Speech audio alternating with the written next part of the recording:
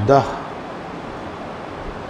والصلاة والسلام علی من لا نبی بعدہ۔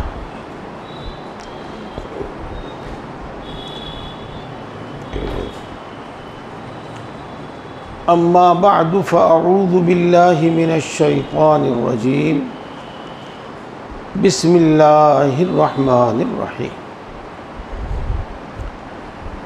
لقد من اللہ علی المؤمنین اذ بعث فیہم رسولا منہم یتلو علیہم آیاتہ ویزکیہم ویعلمہم الکتاب والحکمہ وَإِن كَانُوا مِن قَبْلُ لَفِي ضَلَالٍ مُبِينٍ۔ صدق اللہ العظیم۔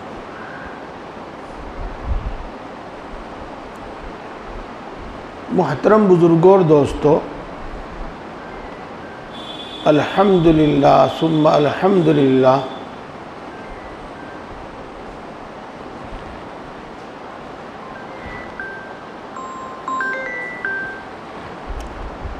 یہ ماہانہ اجلاس دعوت الحق کا ماہانہ اجتماع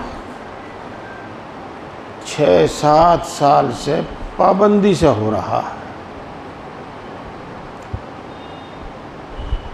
سال کے 12 مہینوں میں 10 یا 11 مرتبہ ہوتا ہے۔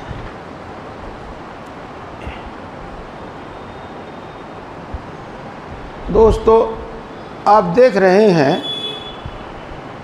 کہ اس کا مقصد صرف اور صرف یہی ہے کہ ہمارے اندر پورا دین آ جائے، ہم پورے مسلمان بن جائیں، پکے مسلمان بن جائیں، اسلام کے ایک ایک حکم کے پابند بن جائیں۔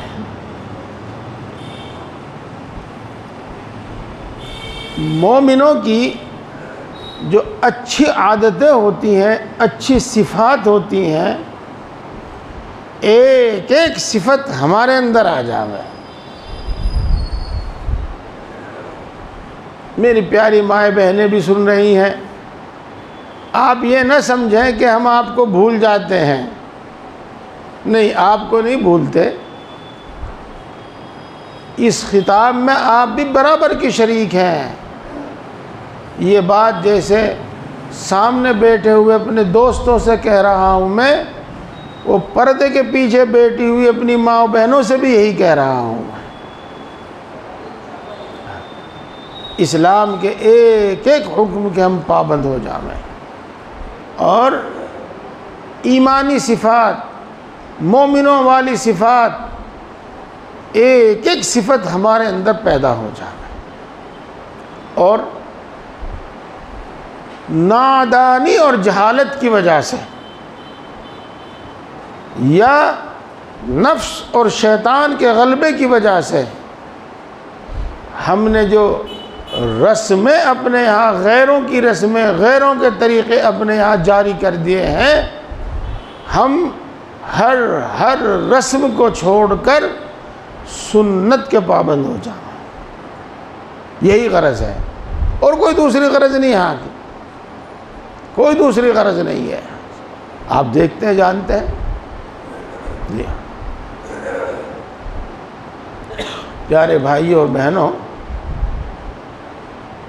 اسی طرح کا مضمون آپ ہر مہینے سنتے ہیں۔ پچھلے مہینے بھی آپ نے اسلام کی خوبیاں، اسلام کی اچھائیاں سنی تھی۔ آج بھی اسی طرح کی بات ہوگی، اسی طرح کی گفتگو ہوگی۔ ہمیں سب کو معلوم ہے، ہم سب سنتے رہتے ہیں کہ رسول اللہ صلی اللہ علیہ وسلم مکہ مکرمہ میں پیدا ہوئے، اور مکہ مکرمہ میں ہی رہتے رہتے قریب 40 سال کی عمر میں آپ کو نبی بنایا گیا، آپ کو رسول بنایا گیا، آپ پر قرآن پاک نازل ہونے کا سلسلہ شروع ہوا، اور آپ کو یہ حکم تھا کہ آپ خود بھی اس پر عمل کریں، وَاسْتَقِمْ كَمَا أُمِرْتَ، اور آپ کو یہ بھی حکم تھا کہ یہ احکام، یہ باتیں سب انسانوں تک پہنچاویں، جہاں تک بھی آپ پہنچا سکتے ہیں سب کو پہنچاویں۔ تو آپ خود تو عمل کرتے ہی تھے، دوسروں کو بھی پہنچاتے تھے۔ آپ صلی اللہ علیہ وسلم کے اچھے عمدہ اعلیٰ اخلاق کو دیکھ کر اور رسول اللہ صلی اللہ علیہ وسلم جو قرآن پاک پڑھتے تھے اور قرآن پاک کی آیتیں ان کو پڑھ کر سناتے تھے، اس کی تاثیر سے روز بروز مکہ والے اسلام میں داخل ہوتے رہے، ایمان میں داخل ہوتے رہے۔ جس طریقے سے روز بروز ان کی تعداد بڑھتی رہی، بالکل اسی رفتار سے، بلکہ اس سے بھی زیادہ رفتار سے رسول اللہ صلی اللہ علیہ وسلم کی مخالفت بھی ہوتی رہی، اور مخالفت ہی مخالفت نہیں، خود رسول اللہ صلی اللہ علیہ وسلم کو بھی ستانا شروع کر دیا، اور جو آپ پر ایمان لائے ان کو بھی ستانا شروع کر دیا، اور نوبت یہاں تک پہنچی کہ اللہ نے ان مسلمانوں پر، صحابہ پر ترس کھایا اور ان کو ہجرت کرنے کی اجازت مرحمت فرمائی۔ ہجرت کا مفہوم آپ کو سمجھنا چاہیے، اور اب سمجھ جائیں گے۔ یہ مطلب ہوا کہ اللہ کے رسول صلی اللہ علیہ وسلم کی اجازت سے، یہ کہو اللہ کے رسول کے حکم سے وہ مکہ چھوڑ کر حبشہ چلے گئے۔ حبشہ ملک افریقہ جو بر اعظم ہے نا، افریقہ بر اعظم، یا یوں کہہ لو ملک افریقہ، اس کا ایک ملک ہے حبشہ، آج بھی شاید وہ اسی نام سے جانا جاتا ہے۔ وہاں چلے گئے، وہاں پر بادشاہ تھا ایک عیسائی انسان، ایک عیسائی آدمی بادشاہ تھا، جس کو آپ اور ہم نجاشی کے نام سے جانتے ہیں۔ وہ اگرچہ عیسائی تھا لیکن بڑا رحم دل تھا، اور انصاف کرتا تھا سب کے ساتھ انصاف کرتا تھا۔ اس کی رحم دلی اور اس کے سب کے ساتھ انصاف ہی کی وجہ سے صحابہ کرام رضوان اللہ تعالی علیہ مجمعین نے اس کے ملک میں پناہ لینے اور اس کے ملک کی طرف ہجرت کرنے کا ارادہ فرمایا تھا۔ یہ لوگ وہاں پہنچ گئے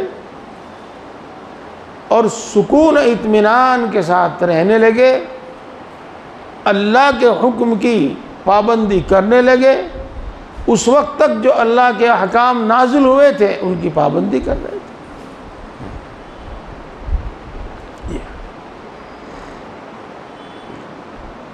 میں آگے چلنے سے پہلے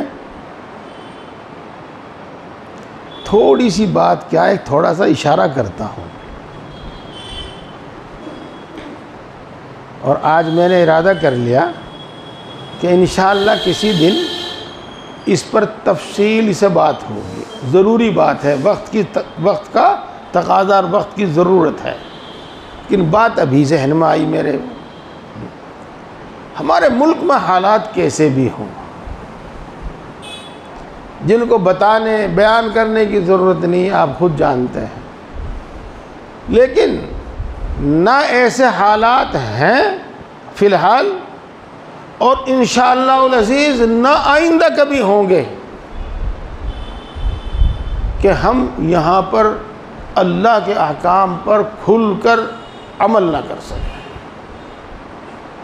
ٹھیک ہے، ایک وقتی اور عارضی بات ہے، ایک وقتی اور عارضی بات ہے، کچھ دنوں میں ختم ہو جائے گی۔ ہاں، رات جب اندھیری رات آتی ہے نا، تو اس کے بعد پھر روشن صبح آتی ہے اور پھر روشن دن آتا ہے۔ اللہ کا دستور ہے، یہ ہمیشہ سے چلا آ رہا ہے۔ حوصلہ توڑنے کی ضرورت نہیں، ہمت توڑنے کی ضرورت نہیں، داڑیاں کٹوانے کی ضرورت نہیں، ٹوپیاں اتارنے کی ضرورت نہیں۔ یہ آپ کی بزدلی ہے۔ اگر آپ ایسا کرتے ہیں تو یہ بزدلی ہے، ایسا مت کیجیے۔ ہاں، بہرحال وہ لوگ وہاں پر چین سکون سے عمل کرنے لگے، چین سکون سے رہنے لگے، تو مکے والوں کو یہ بھی گوارا نہ ہوا۔ انہوں نے سوچتے ہوئے کہ اگر یہ لوگ چین سکون سے وہاں رہے تو یہ تو ایک راستہ کھل گیا، جو بھی مسلمان ہوگا وہ حبشہ چلا جائے گا، جو بھی مسلمان ہوگا وہ حبشہ چلا جائے گا، اور ان کو ستانے سے، ان پر ظلم کرنے سے جو ہمارا مقصد ہے کہ دین کا پھیلنا، دین کی اشاعت بند ہو جاوے، وہ ہمارا مقصد پورا نہیں ہوگا۔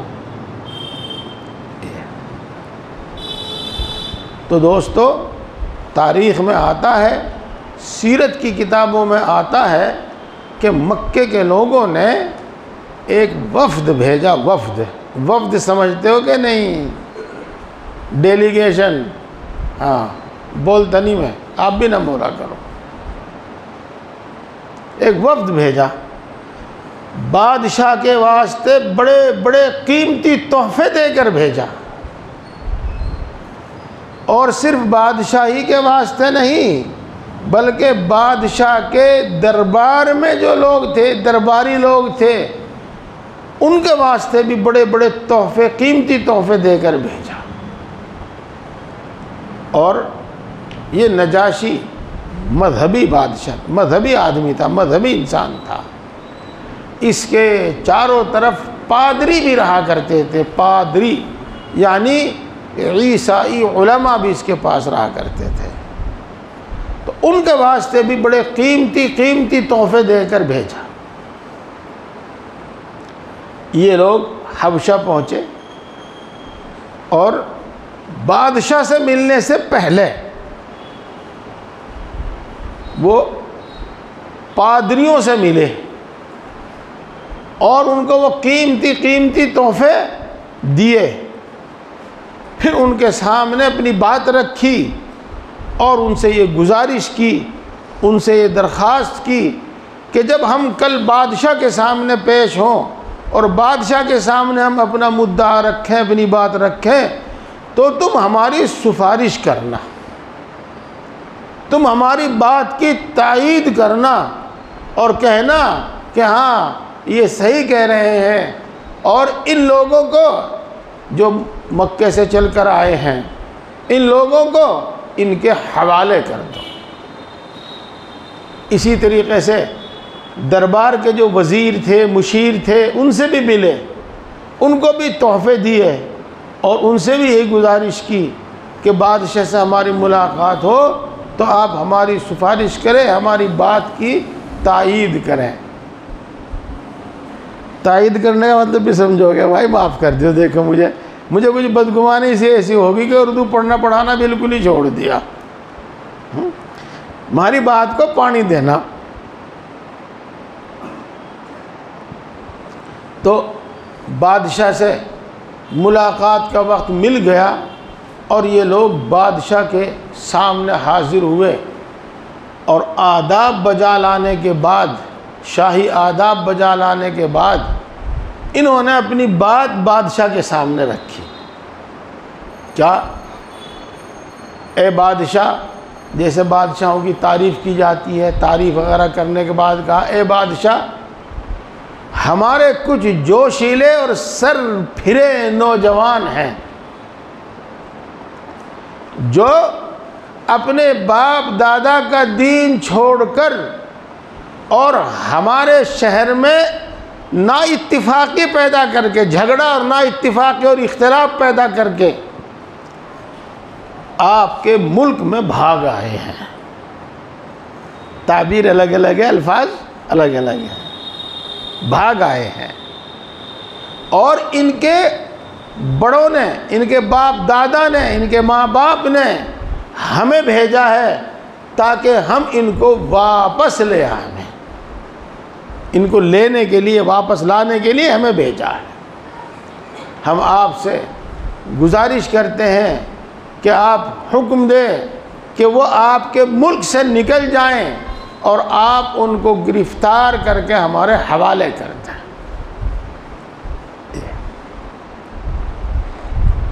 بادشاہ نے کہا کہ جب تک میں ان سے بات نہ کر لوں اس وقت تک میں ان کے بارے میں کچھ بھی نہیں کہہ سکتا۔ ہاں دوستو، یہاں مجھے ایک بات یاد آ گئی، اور اپنے شیخ حضرت مولانا مسیح اللہ خان صاحب جلال آبادی نور اللہ مرقدہ کی بات یاد آ گئی۔ وہ بار بار فرمایا کرتے تھے،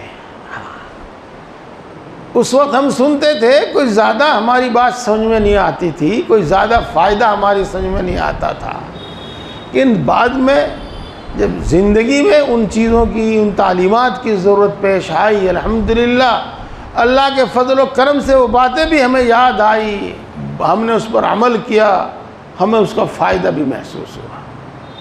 پیارے بھائیو، آپ کو کوئی کسی کی کوئی بات بتاوے، فلاں نے ایسا کہا، فلاں نے ایسا کیا، چاہے وہ آپ کا دوست ہو، چاہے وہ آپ کا رشتہ دار ہو، چاہے وہ آپ کا شریک پارٹنر ہو، چاہے وہ آپ کے گھر کی بات ہو، تو دیکھو ایک طرف کی بات سن کر کبھی فیصلہ مت لینا، ایک طرف کی بات سن کر کبھی فیصلہ مت لینا، ایک طرف کی بات سن کر کبھی رائے قائم مت کرنا، ایک طرف کی بات سن کر کسی سے بدگمان مت ہونا۔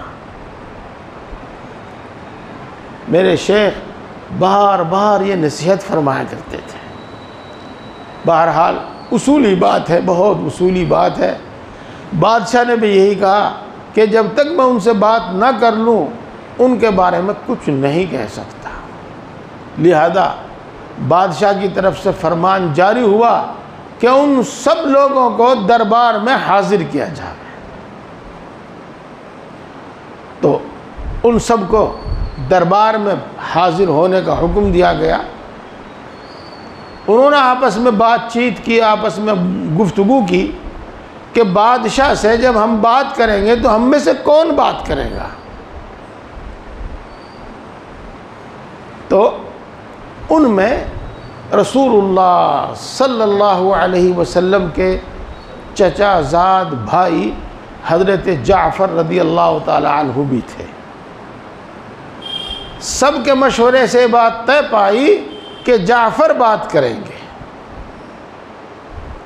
جب بادشاہ نے ان کو طلب کیا تو بادشاہ نے بتایا کہ دیکھو یہ لوگ تمہارے ملک سے آئے ہیں، یہ تمہارے خاندان ہی کے لوگ ہیں، یہ تمہارے بارے میں ایسا ایسا کہہ رہے ہیں، اب تم بتاؤ کیا بات ہے۔ تو میرے دوستو، یہی بات میں سنانے کے واسطے آپ کو یہ پورا قصہ سنا رہا ہوں۔ حضرت جعفر رضی اللہ تعالی عنہ کھڑے ہوئے اور کہا، اے بادشاہ، ہم مردار کھایا کرتے تھے۔ میرے بھائیوں، اس کا مطلب شاید آپ نہ سمجھے ہوں۔ ہاں، اس کا مطلب شاید آپ نہ سمجھے۔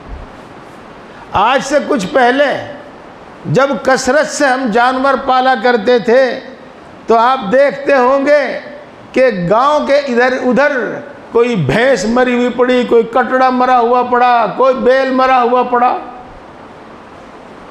ایسا۔ تو ان لوگوں میں یہ عادت تھی کہ کوئی مردار جانور کہیں دکھائی دیتا تو اس کی کھال اتاری، گوشت نکالا اور کھایا، یہ مراد ہے۔ اب آپ سمجھ لیجیے گا کہ کتنی گھٹیا چیز ہے، کتنی گھٹیا ہے۔ تو اے بادشاہ، ہم مردار کھایا کرتے تھے اور ہم بتوں کے سامنے سر جھکایا کرتے تھے، ان سے اپنی مرادیں مانگا کرتے تھے۔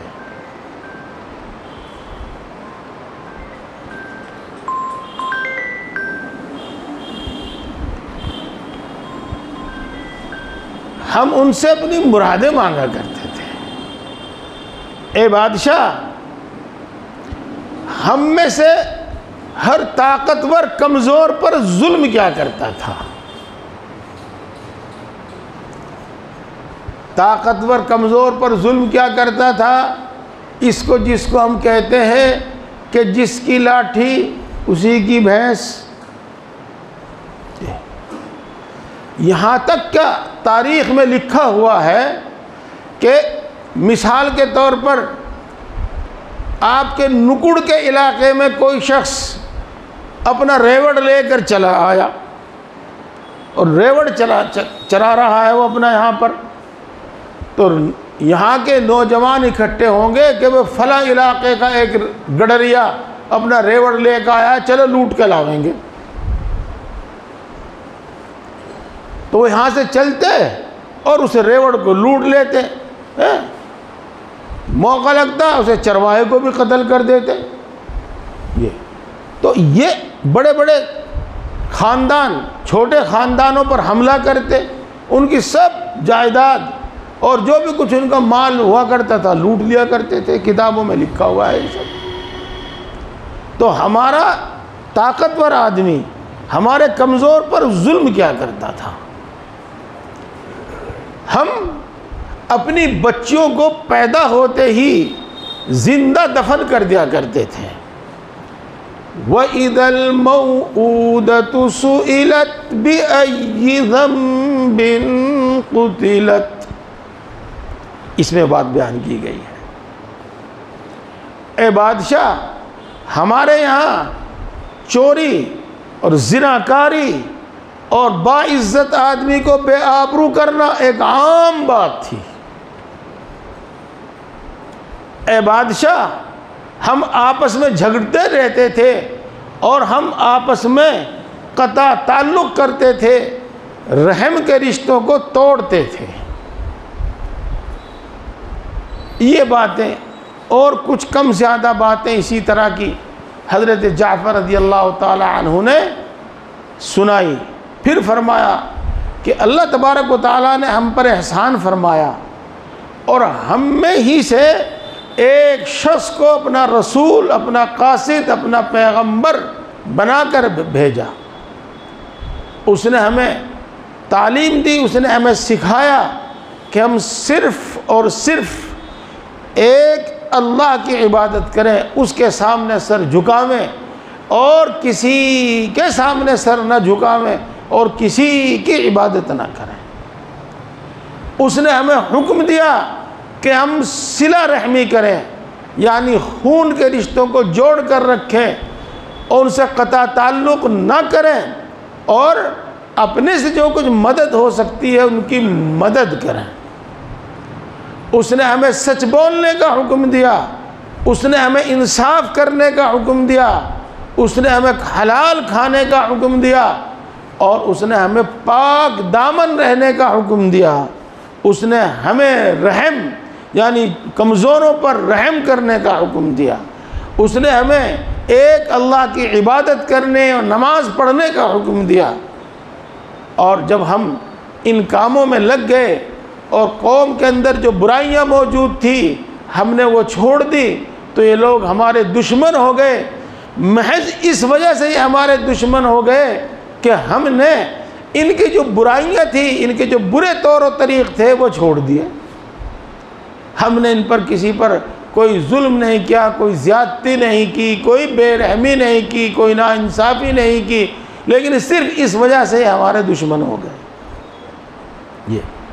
جب یہ لوگ یہ بات کہہ چکے تو اب نجاشی نے کہا کہ تم لوگ جاؤ اور بے فکر اپنے میرے اس ملک میں رہو، تمہیں کوئی کچھ نہیں کہہ سکتا۔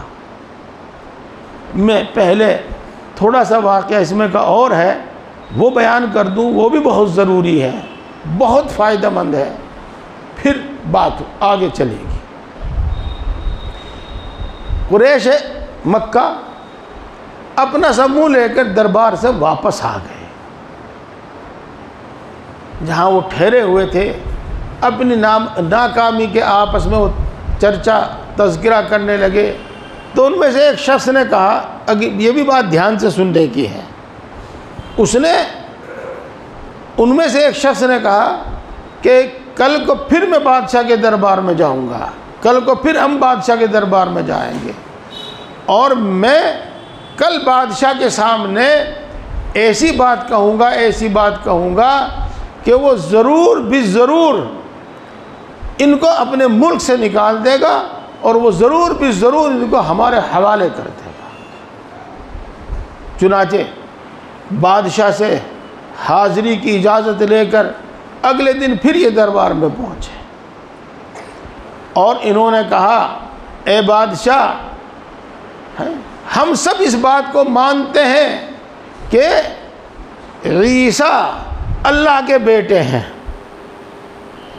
اور عیسیٰ ایک معبود ہے، لیکن یہ لوگ عیسیٰ کو اللہ کا بیٹا نہیں مانتے، اور یہ لوگ عیسیٰ کو معبود نہیں مانتے، یہ عیسیٰ کی شان میں گستاخی کرتے ہیں، آپ کے مذہب کو نہیں مانتے، آپ کے عقیدے کو خلاف یہ عقیدہ پھیلاتے ہیں، عقیدے کا پرچار اور عقیدہ تبلیغ کرتے ہیں۔ دیکھو دوستو، یہ بات سن کر پھر بادشاہ کو غصہ آ جانا چاہیے تھا، لیکن وہی بات جو آپ کو بتائی کہ وہ انصاف کرنے والا بادشاہ تھا، نیک دل بادشاہ تھا، اس نے کہا کہ میں اس بارے میں بھی کچھ نہیں کہہ سکتا جب تک ان سے بات نہ کر لوں۔ پھر بادشاہ نے حکم دیا کہ ان کو حاضر کیا جاوے، دربار میں بلایا جاوے، تو ان کو دربار میں طلب کیا گیا۔ ان کو جب معلوم ہوا کہ انہوں نے دربار میں آج ہمارے خلاف ایسی ایسی باتیں کی ہیں، تو وہ بڑی گہری سوچ میں پڑ گئے، اور کہنے لگے کہ بظاہر ان کی بات صحیح ہے کہ واقعی ہم حضرت عیسیٰ کو نہ معبود مانتے، نہ اللہ کا بیٹا مانتے، ہم تو ان کو ایک انسان مانتے ہیں، اور اللہ کا رسول، اللہ کا نبی مانتے ہیں۔ ہم تو ان کو اللہ نہیں مانتے، معبود نہیں مانتے، اللہ کا بیٹا نہیں مانتے۔ اور ان کو ڈر اور یہ خطرہ پیدا ہوا کہ اگر ہم بادشاہ کے دربار میں یہی کہہ دیں کہ عیسیٰ اللہ کے بیٹے نہیں ہیں اور عیسیٰ معبود نہیں ہے، عیسیٰ تو ایک انسان ہے، ہاں اللہ کے رسول ہے، ہاں اللہ کے نبی ہیں، ہو سکتا ہے بادشاہ اپنے مذہب کے خلاف یہ بات سن کر پھر ہم پر ناراض ہو جاوے، ہمارے اوپر غصہ کرے۔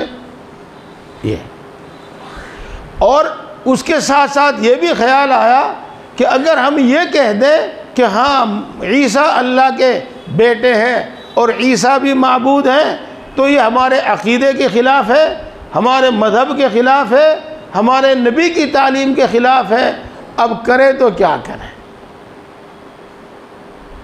پیارے بھائیو، زندگی میں ایسے موڑ بہت آتے ہیں، اور سب کی زندگی میں موڑ ایسے آتے ہیں۔ اب آپ سنو کیا ہوتا ہے۔ حضرت جعفر رضی اللہ تعالی عنہ نے ساتھیوں سے کہا کہ کچھ بھی ہو جائے، بادشاہ ہمیں ان کے سپرد کر دے یا بادشاہ ہمیں پھانسی پر چڑھا دے، ہم وہی کہیں گے بادشاہ کے سامنے جو کچھ اللہ نے ان کے بارے میں قرآن پاک میں اتارا ہے۔ قرآن پاک میں ہم وہی کہیں گے ان کے بارے میں۔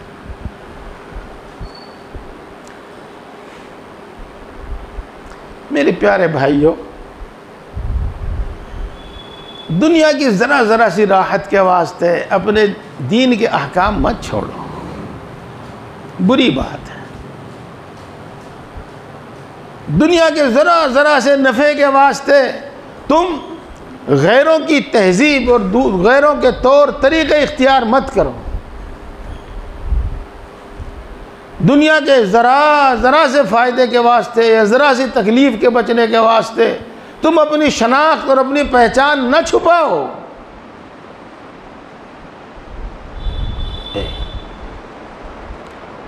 خیر، جب وہ بادشاہ کے دربار میں حاضر ہوئے تو بادشاہ نے ان سے یہی پوچھا کہ تم لوگ عیسیٰ کے بارے میں کیا کہتے ہو؟ یہ تو دیکھو، یہ قدم ڈگمگا دینے والا سوال تھا، جیسا کہ آپ نے ابھی سنا۔ تو حضرت جعفر رضی اللہ تعالیٰ عنہ کھڑے ہوئے اور اعوذ باللہ من الشیطان الرجیم بسم اللہ الرحمن الرحیم واذکر فی الکتاب مریم اذ انتبذت من اہلہا مکانا شرقیا۔ تو قرآن پاک کی وہ آیتیں جن میں اس بات کا ذکر ہے کہ اللہ تبارک و تعالیٰ نے عیسیٰ کی ماں مریم علیہ السلام کے اس کو کہتے ہیں دامن ہے، اس کو کہتے ہیں دامن، یہاں حضرت مریم، وہ حضرت جبریل علیہ السلام نے پھونک ماری اور حضرت جبریل علیہ السلام کی پھونک مارنے سے ہی حضرت مریم کو حمل ٹھہر گیا۔ تو وہ بغیر باپ کے پیدا ہونے والا ایک انسان ہے، وہ اللہ کا بیٹا نہیں ہے، اور وہ ایک انسان ہے، اللہ کا کلمہ ہے، ایک انسان ہے، وہ معبود نہیں ہے۔ یہ آیتیں جو قرآن پاک میں ہیں حضرت جعفر رضی اللہ تعالی عنہ نے یہ پڑھ کر سنائی۔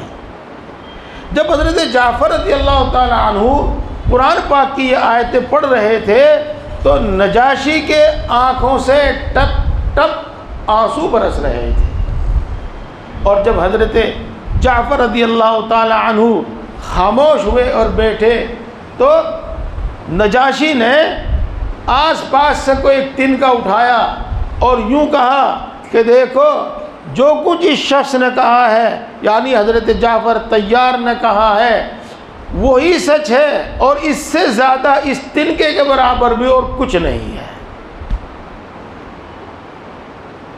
اور اس دن بھی کفار مکہ، قریش مکہ کا وفد وہ اپنا سموں لے کر واپس آ گیا۔ پیارے بھائیوں، آپ نے یہ قصہ سنا اور سیرت پاک کا قصہ ہے، مشہور قصہ ہے، اس میں بہت ساری نصیحتیں تو آپ کو خود ہی سمجھ میں آ گئی ہوں گی۔ بس میں آپ کو اتنی بات بتانا چاہتا ہوں، لَقَدْ مَنَّ اللَّهُ عَلَى الْمُؤْمِنِينَ إِذْ بَعَثَ فِيهِمْ رَسُولًا مِّنْهُمْ۔ اللہ نے احسان فرمایا جب اپنا آخری نبی اور اپنا لاڈلا نبی ہماری طرف بھیجا، اس نے ہمیں اچھی باتوں کا حکم دیا اور اس نے ہمیں بری باتوں سے اس نے ہمیں روکا۔ پیارے بھائیوں، سارے قرآن پاک کا حاصل یہی ہے اور سارے دین کا حاصل یہی ہے کہ اے لوگوں، اللہ کی عبادت کرو، صرف اور صرف اسی کی عبادت کرو، اور کسی سے مرادیں نہ مانگو اور کسی کے سامنے سر نہ جھکاؤ، اور اس کے علاوہ برے کام چھوڑ دو اور بھلے اور اچھے کام کرو۔ پورے قرآن پاک کی یہی تعلیم ہے اور پورے دین کا حاصل یہی دو باتیں ہیں۔ میرے پیارے بھائیوں، اللہ رب العزت ہماری طرف اپنا آخری نبی اور اپنا لاڈلا نبی، انبیاء کا سردار، انبیاء کا امام، بلکہ سارے انسانوں کا سردار، اپنا رسول بنا کر ہماری طرف بھیجتا ہے۔ جانتے ہو رسول کا مطلب؟ رسول کا مطلب یہ ہے کہ ایک شخص کو مقرر کرتا ہے کہ تم میری بات انسانوں تک پہنچاؤ، میری بات انسانوں تک پہنچاؤ۔ تو اللہ نے ایک ایسا شخص مقرر کیا کہ میری بات انسانوں تک پہنچاؤ۔ اللہ کے رسول حضرت محمد مصطفیٰ صلی اللہ علیہ وسلم نے اللہ کی باتیں ہم تک پہنچائی، ہم کو سکھائی، ہم کو ان پر عمل کرنا سکھایا۔ پیارے بھائیوں، ہم ان کی بات کو چھوڑ کر اپنے نفس کی بات پر عمل کریں، اپنے دل کے تقاضے پر، طبیعت کے تقاضے پر عمل کریں، تو بتاؤ کیا رائے ہے آپ کی خود اپنے بارے میں؟ پیارے بھائیوں، اللہ نے ہماری طرف اپنا قرآن بھیجا، سچی کتاب بھیجی، اور قیامت تک کے لیے اس کی حفاظت کا وعدہ فرمایا، اور ایسا مضمون اور ایسا مرتبہ قرآن پاک کو عطا فرمایا کہ پہلے اللہ تبارک و تعالیٰ نے جو چھوٹی بڑی کتابیں اتاری ہیں ان کو وہ درجہ حاصل نہیں ہے۔ اب آپ اور میں، یہ دنیا کے انسان، اللہ کی اس کتاب کو پیٹھ کے پیچھے پھینک کر، اس کے احکام کو پیٹھ کے پیچھے پھینک کر، اور انسانوں کی بنائی ہوئی طور و طریق اور انسانوں کی زندگی کے مطابق خود زندگی گزاریں، تو کتنی محرومی کی بات ہے، کتنی محرومی کی بات ہے۔ یہ قرآن کی ناقدری ہے، اللہ کے رسول کی ناقدری ہے، بلکہ صحیح معنی میں تو اللہ ہی کی ناقدری ہے۔ پیارے بھائیوں، توحید کے بارے میں ہم سنتے رہتے ہیں۔ کیا ہے توحید؟ کہ اللہ کے سامنے سر جھکاؤ اور کسی پتھر کے سامنے، کسی درخت کے سامنے اور کسی انسان کے سامنے تم اپنا ماتھا مت ٹیکو، اپنا سر مت جھکاؤ۔ یہ توحید کہلاتا ہے، توحید کہلاتا ہے۔ پیارے بھائیوں، اول تو آپ کو معلوم ہوگا، آپ نے سنا ہوگا، لیکن میں آج آپ کو بتا رہا ہوں، ساری دنیا بت پرست ہونے کے باوجود، بت پرستی کرنے کے باوجود اپنے آپ کو یوں کہتی ہے کہ ہم توحید کے ماننے والے ہیں۔ یعنی توحید ایسی اچھی تعلیم ہے، ایسی اچھی تعلیم ہے، ایسی اچھی تعلیم ہے کہ جو مشرک ہے وہ بھی یوں کہتا ہے کہ میں بھی موحد ہوں، میں بھی توحید کا ماننے والا ہوں۔ اور دنیا میں جتنے مذہب موجود ہیں، جتنے مذہب موجود ہیں، ان میں قریب قریب سب اسی کا دعویٰ کرتے ہیں کہ ہم توحید پر ہیں۔ پیارے بھائیوں، آپ تاریخ جانتے ہوں گے، آپ میں سے بہت سارے لوگ پڑھے لکھے ہیں، جن کا آبائی مذہب، جن کا باپ دادا کا مذہب سینکڑوں نہیں ہزاروں معبود کے سامنے سر جھکاتا ہے، ان میں سے بھی کچھ فرقے نکلے اور انہوں نے بھی کہا کہ ہم کسی مورتی کی پوجا نہیں کریں گے اور ہم کسی کے سامنے سر نہیں جھکائیں گے، کسی کے سامنے ماتھا نہیں ٹیکیں گے۔ بہرحال ان کو بھی توحید کی تعلیم پسند آئی۔ میں ذکر نہیں کرتا اس سے آگے، لیکن آپ میرا اشارہ سمجھ گئے ہوں گے کہ کن کی طرف ہے۔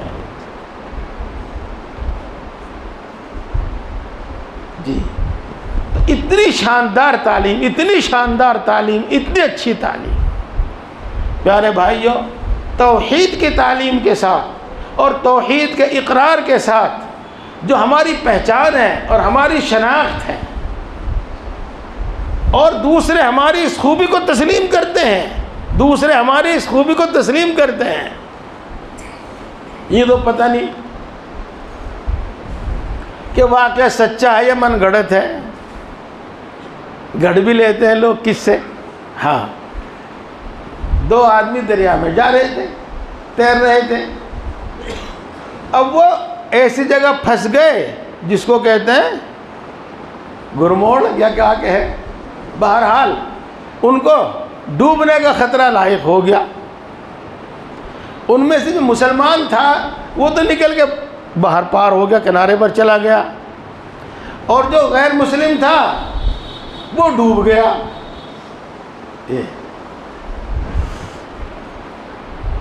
تو کہا یہ مسلمان پار کیوں ہوا اور وہ کیوں ڈوب گیا؟ اب بھائی بات دراصل یہ ہے کہ وہ گیا رام کے پاس، رام نے کوئی جواب بھی نہیں دیا تھا، ابھی وہ چلا گیا کرشن کے پاس، وہاں سے کوئی جواب بھی نہیں ملا تھا، وہ چلا گیا فلانے کے پاس، مسلمان تو اللہ ہی اللہ کرتا رہا، اور وہ کبھی اس کے پاس بھاگے، کبھی اس کے پاس بھاگے، کبھی اس کے پاس بھاگے، تو بس وہاں سے کہیں سے کوئی جواب بھی نہیں ملا، وہ ڈوب گیا اور مسلمان تیر گیا۔ بات بھی صحیح ہے بالکل، یہ چاہے بڑا آیا ہوا قصہ ہو لیکن ہے صحیح،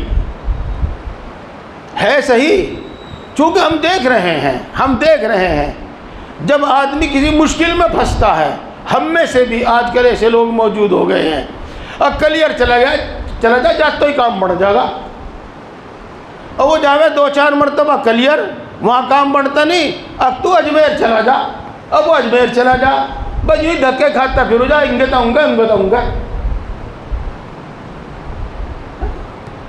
یہی حال، پتہ نہیں کیا بات ہے، کہاں سے یہ بات پھیلی ہے۔ علماء سے، اللہ والوں سے دین سیکھنا چاہیے، دین کی بات سیکھنی چاہیے، اللہ کا راستہ معلوم کرنا چاہیے، لیکن دنیا ہم پر اتنی غالب ہے، خواہشات اتنی غالب ہے کہ جس کے پاس جاتے ہیں ہم اپنی دنیاوی غرض لے کر جاتے ہیں، ہاں جانا ہوتا ہے، جیسا کہ آپ کے ہاں آنا ہوتا ہے، دوسری جگہ بھی جانا ہوتا ہے، بہرحال جو بھی کچھ ہے تو اللہ ہی جانتا ہے۔ لوگ اجی ہمارے گھر میں جھگڑا ہو رہا، میرا کاروبار ختم ہو گیا، میرا فلانا ہو گیا، میرا ڈھماکہ، یعنی سب ایسی غرض لے کر آویں گے،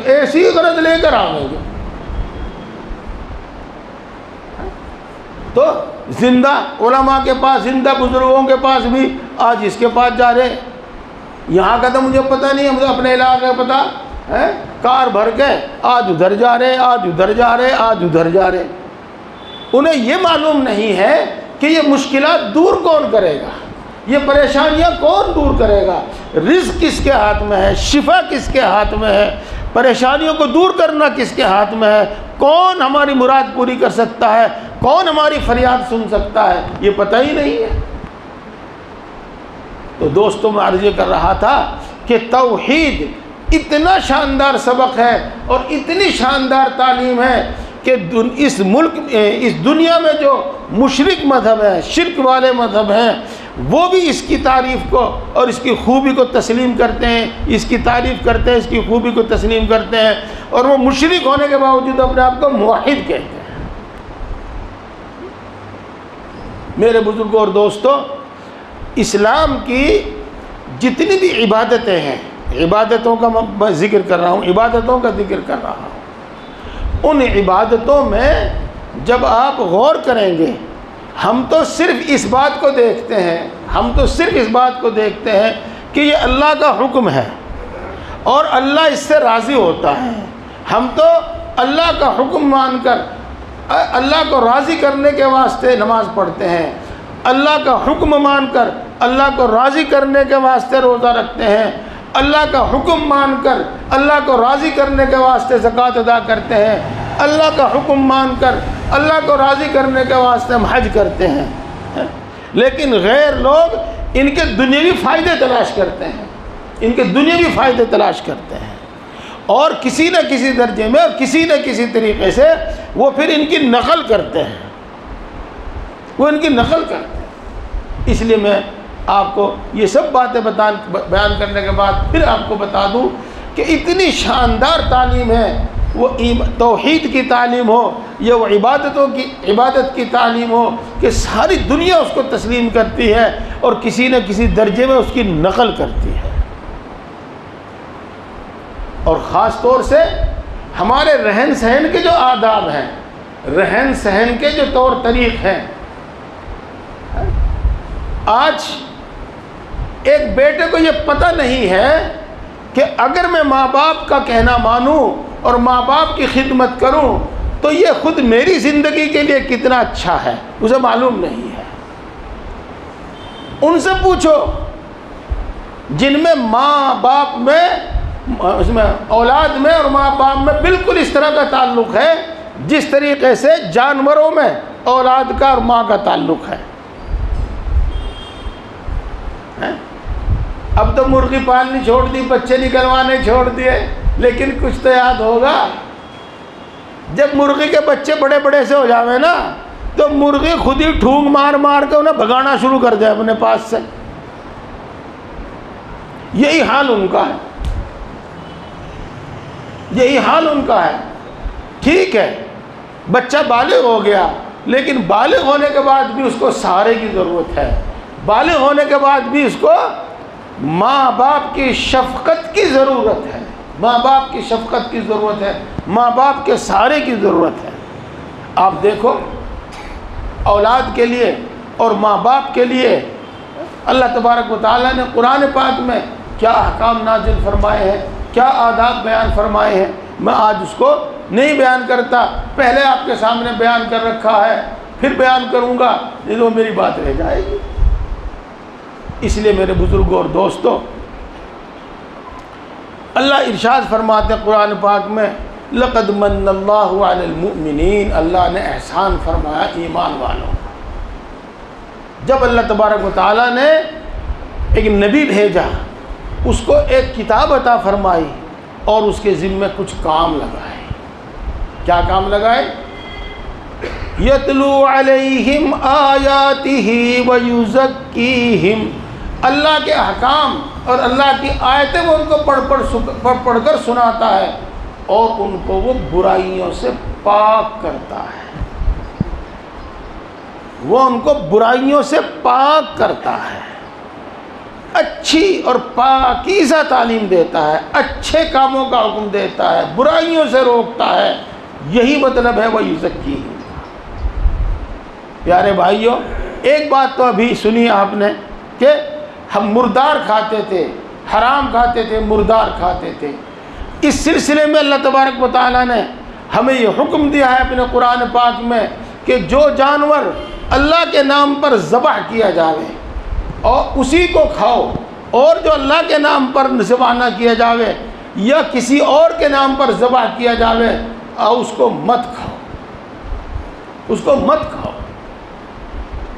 دیکھو کتنی اچھی تعلیم ہے یہ, کتنی اچھی تعلیم ہے یہ. میں ایک مختصر سا قصہ آپ کو بتاتا ہوں. ایک مرتبہ میں ٹرین میں تھا, گاڑی وہ راجدھانی پاشدانی سے کہیں وہی تھی. اب آتے ہیں وہ ویج نان ویج والے, تو میرے پاس بیٹھے ہوئے تھے, ان میں سے تلک دھاری بھی تھے, سارے سب طرح کے تھے. انہوں نے سب نے کہا جی نان ویج, مرغا مرغا, یہی بات ہے. ہم نے کہا جی ویج, فل ویج.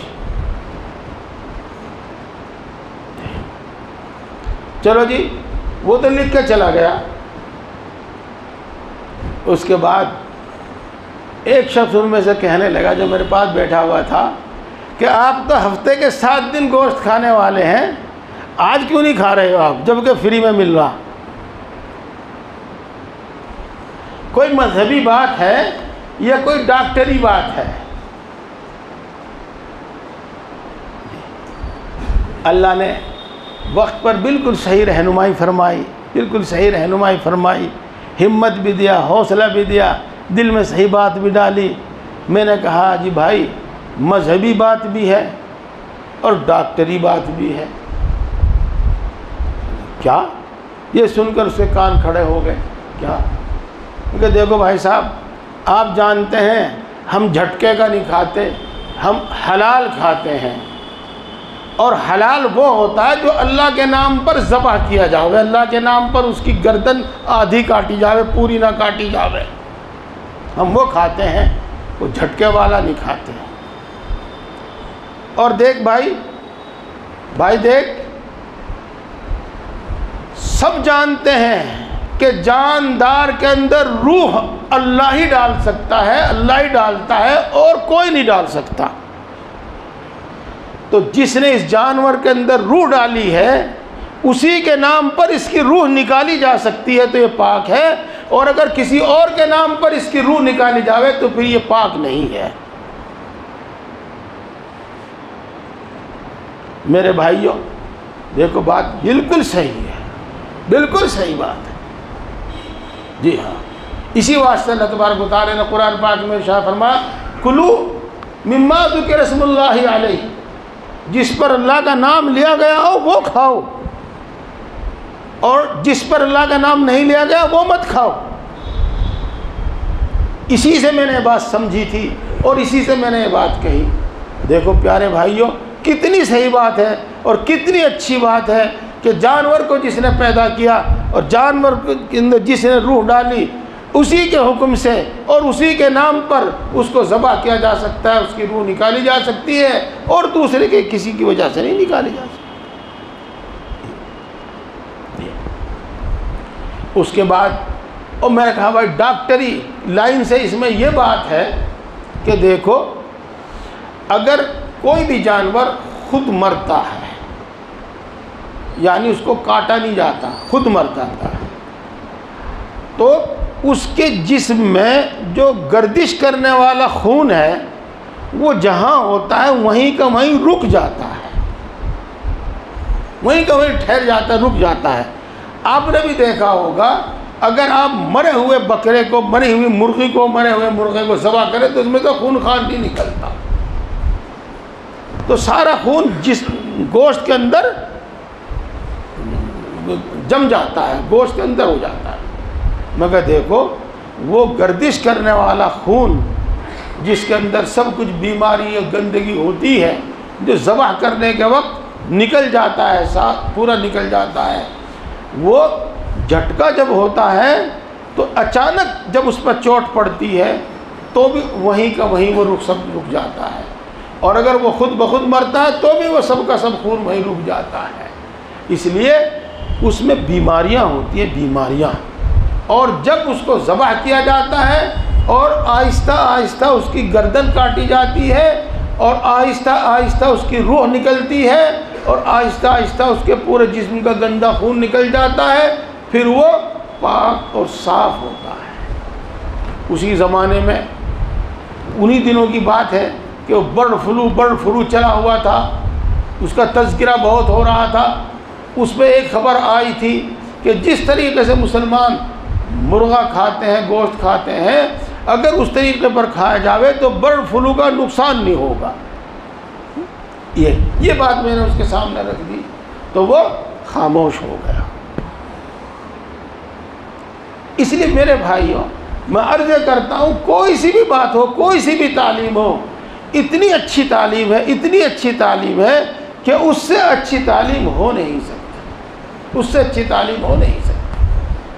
اب میں آپ کو بات یہ چھوڑ کر یہ کہنا چاہتا ہوں کہ ہم اگر ان اچھی باتوں کو چھوڑ کر اور بری باتوں کو اختیار کریں تو بتاؤ کون سی سمجھداری کی بات ہے۔ اس لیے پیارے بھائیوں، اسلام نے جن جن کاموں کا حکم دیا ہے ان کو کرو، اور جن جن کاموں سے اللہ تبارک و تعالیٰ نے روکا ہے ان سب سے رک جاؤ، ان سب سے رک جاؤ۔ میں پہلے آپ کو اجمالی طور پر کچھ بتاتا ہوں، مسلمان کی شان کیا ہے اور مسلمان کون ہوتا ہے۔ الذین یجتنبون کبائر الاسم والفواحش الا اللمم، مسلمان وہ ہوتے ہیں جو بڑے بڑے گناہوں سے، برائیوں سے بچتے ہیں، بے حیائی کے کاموں سے بچتے ہیں۔ ہاں کبھی کبھار کوئی چھوٹی موٹی حرکت ہو گئی تو ہو گئی، الا اللمم کا مطلب ہے یہ۔ تو مسلمانوں کی شان یہ ہے کہ ہر برائی سے بچتے ہیں، وہ ہر برائی سے بچتے ہیں۔ اسی طریقے سے قرآن پاک میں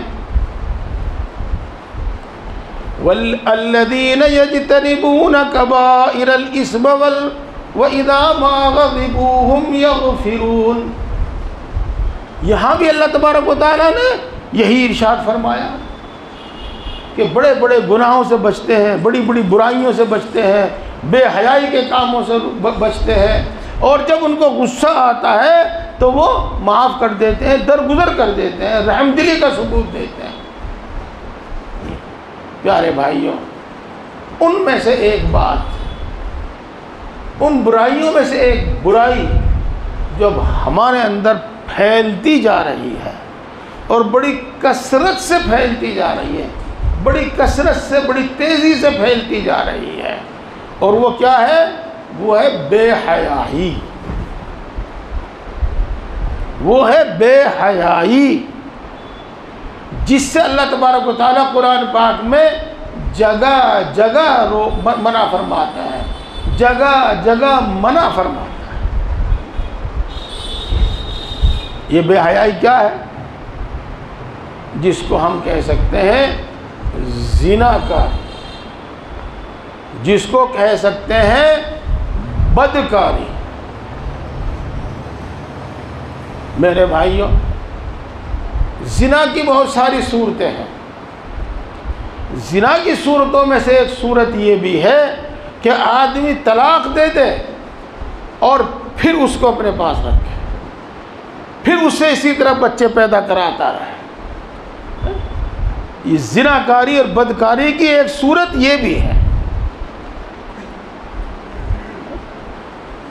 اب صورتحال کچھ اس طرح کی ہے، بار بار سننے میں آتا ہے کہ اسلامی تعلیمات سے ناواقفیت کی بنا پر جب غصہ آتا ہے تو غصے میں سب سے پہلے طلاق طلاق طلاق طلاق، یوں ایک سانس میں سینکڑوں مرتبہ کہتا ہے۔ میرے بھائیوں، یہ اسلامی احکام کا مذاق ہے اور یہ جہالت ہے۔ ایسا کبھی نہیں ہونا چاہیے، ایسا ہرگز نہیں ہونا چاہیے۔ غصے میں اپنے آپ پر قابو رکھنا چاہیے، انسان کو عاقبت اندیش ہونا چاہیے، انجام پر غور کرنا چاہیے۔ چونکہ یہ کام جذبات میں کیے جاتے ہیں، محض غصے میں کیے جاتے ہیں، لاچار ہو کر، غصے سے لاچار ہو کر کیے جاتے ہیں، تو ایک دن نہیں گزرتا، 2 دن نہیں گزرتے، پھر وہ اپنے کیے پر پچھتاتا ہے اور پھر یہ پوچھنا شروع کر دیتا ہے کہ جی میں اسے رکھنا چاہتا ہوں، کس طرح سے رکھ سکتا ہوں۔ پہلے تو میں یہی بتا دوں کہ یہ حرکت ہی کیوں کی ہے، ایسا کیوں کیا ہے، ایسا کیوں کیا ہے۔ ٹھیک ہے، اسلام میں قانون ہے طلاق کا، اور یہ بہت فائدہ مند ہے اور ہماری زندگی کے واسطے ضروری ہے، ہماری زندگی کے واسطے ضروری ہے اور بہت فائدہ مند ہے۔ میری پیاری ماں بہنیں، میری بات سن کر ناراض نہ ہو، کبھی گالیاں دینے لگو، وہیں کوسنے لگو، تم مجھے بیٹھ کے وہیں کے کیا کہہ رہا۔ ہاں دیکھو، ہمارے ملک میں رہنے والی قوم وہ نکاح نہیں کرتی، شادی نہیں کرتی، بلکہ وہ لڑکی دان کرتی ہے دوسرے کو۔ دان کا مطلب تو سمجھ گئے ہوں گے آپ، ہبہ کہہ لو، دان کہہ لو۔ وہ ایک لڑکے کو اپنی لڑکی کا مالک بنا دیتے ہیں، مالک دان کر دیتے ہیں اسے، پوچھ لینا۔ اسی وجہ سے ان کے ہاں طلاق کا کوئی تصور نہیں تھا، ان کے ہاں طلاق کا کوئی تصور نہیں تھا، اور اس کی بنا پر عورتوں پر جو ظلم ہوتا تھا اور اس ظلم سے بچنے کے واسطے ان کے پاس کوئی راستہ نہیں ہوتا تھا۔ ماں باپ اس کی مدد نہیں کر سکتے تھے، قاضی حاکم ان کی مدد نہیں کر سکتے تھے، کہ کوئی قانون ہی نہیں ہے، کوئی راستہ ہی نہیں ہے کہ اس لوچے لفنگے مرد سے اس نیک بیوی کا تعلق ختم کیا جائے، راستہ ہی کچھ نہیں ہے۔ تو میرے دوستو، وہی سوائے وہ کنویں میں کود کر اپنی جان دینے کے، یا اپنے آپ کو جلا لینے کے، یا زہر کھا لینے کے، اور کوئی راستہ اس کے پاس نہیں پاتا تھا اس سے جان چھڑانے کا۔ اسی واسطے نہرو نے جب ہندوستان کا نیا قانون بن رہا تھا، ہندو میریج لا کے اندر بھی قانون کا، طلاق کا قانون شامل کیا۔ اس لیے میں کہہ رہا ہوں میرے دوستو، پیاری مائیں بہنیں اس کو اپنے اوپر ظلم سمجھتی ہیں، حالانکہ ان کو ظلم سے چھڑانے کا ایک راستہ اور ایک طریقہ ہے۔ اب جب اس کا استعمال غلط کیا جانے لگے تو وہ غلطی اس قانون کی نہیں ہے، وہ غلطی ہماری ہے۔ سرکار حکومت آپ کو لائسنس دیتی ہے، وہ رائفل کا لائسنس دے، وہ کسی بھی ہتھیار کا لائسنس دے، اور وہ لائسنس آپ اپنے پاس رکھتے ہیں، یہ لائسنس وہ ہتھیار آپ اپنے پاس رکھتے ہیں، تو وہ ہتھیار ضرورت کے وقت استعمال کرنے کے واسطے ہے، اور اگر آدمی اس کو بے محل استعمال کرنے لگے، خود اپنے اوپر استعمال کرنے لگے، اپنے گھر کے افراد پر استعمال کرنے لگے، تو یہ نہیں کہ ہتھیار کوئی بری چیز ہے، بات تو دراصل یہ ہے کہ اس نے اس کا استعمال غلط کیا۔ جہاں یہ قانون بنایا گیا ہے وہاں پر یہ بھی بات بتائی گئی ہے کہ ابغض الحلال عند اللہ الطلاق، حلال اور جائز چیزوں میں سب سے زیادہ ناپسندیدہ چیز اللہ کے نزدیک طلاق ہے۔ جتنی بھی چیزیں حلال اور جائز ہیں ان میں سب سے زیادہ ناپسندیدہ چیز اللہ کے نزدیک طلاق ہے۔ تو پیارے بھائیو، ٹھیک ہے، ضرورت کے وقت اس قانون کے استعمال کرنے کی اجازت ہے، لیکن بلا ضرورت اس کا استعمال اللہ تبارک و تعالیٰ کو غصہ اور اللہ تبارک و تعالیٰ کو غضبناک کرنے والا ہے۔ اگر ہم اس کا نقصان اٹھاتے ہیں تو اپنی ناسمجھی کی وجہ سے غلط، اپنے کم علمی کی وجہ سے اور ناسمجھی کی وجہ سے نقصان اٹھاتے ہیں۔ اسی طریقے سے ایک حدیث پاک میں آیا ہے کہ جب کسی مظلوم عورت کو اور ناحق طلاق دی جاتی ہے تو اللہ کا عرش ہل جاتا ہے۔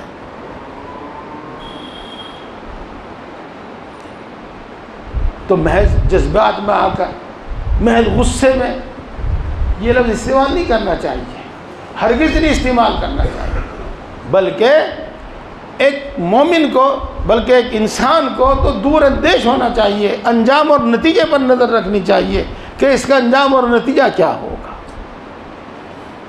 یہ بات بالکل صحیح ہے، یہ 16 آنے نہیں 16.25 آنے صحیح ہے۔ جب ایک لڑکے کا ایک لڑکی سے نکاح ہوتا ہے اور خاص طور سے جب ان کا مزاج مل جاتا ہے تو دونوں کے دل میں ایک دوسرے کی ایسی محبت پیدا ہو جاتی ہے، ایسی محبت پیدا ہو جاتی ہے کہ جذبے میں اور غصے میں تو چاہے وہ کچھ بھی کہہ دے لیکن وہ دونوں ایک دوسرے سے جدا ہونا نہیں چاہتے، جدا ہونا نہیں چاہتے۔ یہی وجہ ہے کہ کچھ ہی دنوں کے بعد پھر دوبارہ کانٹیکٹ شروع ہو جاتا ہے۔ اس لیے پہلی بات تو میں کہوں بھائی کہ ہرگز یہ لفظ استعمال نہ کیا کرو، غصے میں بھی ہرگز یہ لفظ استعمال نہ کیا کرو، بلکہ کبھی سوچا بھی نہ کرو کہ میں ایسا کروں گا، کبھی سوچو بھی نہیں کہ میں ایسا کروں گا، بلکہ رسول اللہ صلی اللہ علیہ وسلم نے اس سلسلے کی جو تعلیمات فرمائی ہیں ان کو ہمیں اپنے سامنے رکھنا چاہیے۔ کیا سامنے رکھنا چاہیے؟ یہ سامنے رکھنا چاہیے کہ دیکھو اگر اس کے اندر ایک برائی ہے تو اس کے اندر 10 خوبیاں بھی تو ہیں، تو تم ان خوبیوں کو بھی تو سامنے رکھو، ایک بری عادت کو کیوں سامنے رکھتے ہو ہر وقت؟ ایک وقت اگر اس کو انسانی اور بشری تقاضے سے غصہ آ جاتا ہے اور وہ زبان چلانی شروع کر دیتی ہے تو تم بھی تو چلاتے ہو زبان۔ غرض اس بات کو دھیان رکھو، رسول اللہ صلی اللہ علیہ وسلم نے عورتوں کی بدمزاجی کو، بد اخلاقی کو برداشت کرنے کا حکم دیا ہے۔ چنانچہ وہ مشہور حدیث ہے جو آپ نے سنی ہے کہ عورت ٹیڑھی پسلی سے پیدا ہوئی ہے، اگر تم اس کو سیدھا کرنا چاہو گے نا، بالکل سیدھی، تو وہ ہونے کے لیے ٹوٹ جاوے گی۔ اذان میں کتنا وقت ہے؟